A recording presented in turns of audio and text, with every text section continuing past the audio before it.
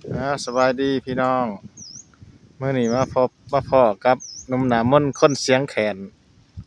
แดนสนบุรีออกมาไม้ชิล่มมื่อนี้เซียนเวียล่มเท่าไรเพิ่นกับ่วันเพิ่นว่าล่มเท่าไรก็สู้นี่แม่นไม้ของเฮาสิลงมามื้อนี้เนาะ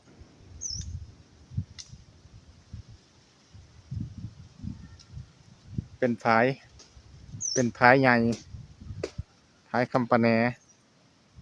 กว้างสุดสายตา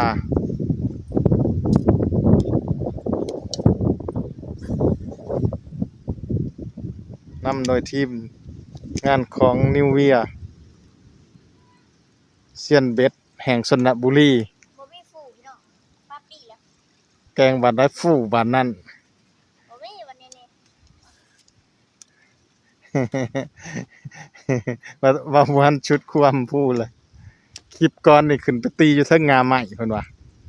มื้อนี้เพิ่นมาแก้มือเด้อพี่น้องเด้อเป็นจังได๋ก็ติดตามชมนำกันสิมีช็อตเด็ดหรือบ่มื้อนี้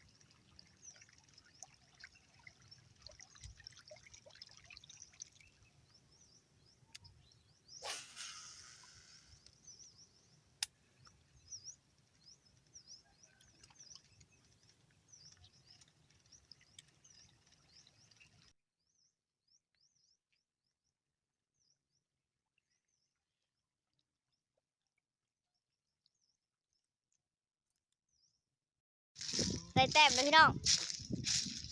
ทายบ่ทันพี่น้องเอ้ยยังค่ะแชมป์หมานบ่คนนี้ บ่ต้องเป็นจับเบ็ดให้เป็นยัง บันฝูทึกแล้ววะเอ้ย แต้มแม่งพี่น้องแต้มหนึงพี่น้องแต้มหนึงเซียนเวียเฮ็ดปลดเออ เอาครีมมันตี้มาครบกูใช้ครีมนี่ มาแน่พี่น้องเสียนเขียดก็มีพี่น้องเสียนเขียดก็มีนี่ เบ็ดทำไมก็ยังฝูพี่น้อง2 ไม้วีไปติดเลยได้บ่เนี่ยเซียนเวียกำลังปลดตอนนี้อาปาก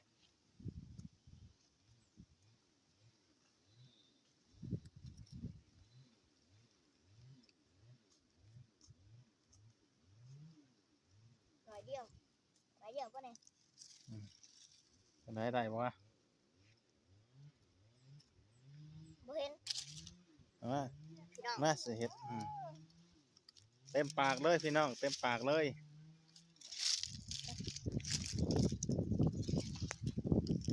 มาแน่พี่น้องบ่เนี่ยตัวเดียวกับพ่อขุมเลย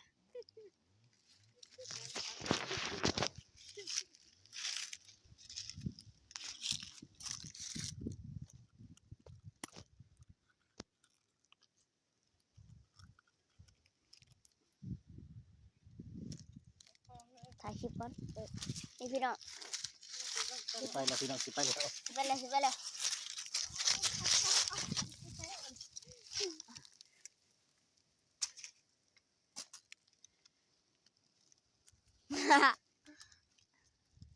มาแน่พี่น้องเอ้ย นั่นน่ะพี่น้องมาแล้วมังกร ปิดดูมือจะเปื่อนนะมือเปื่อน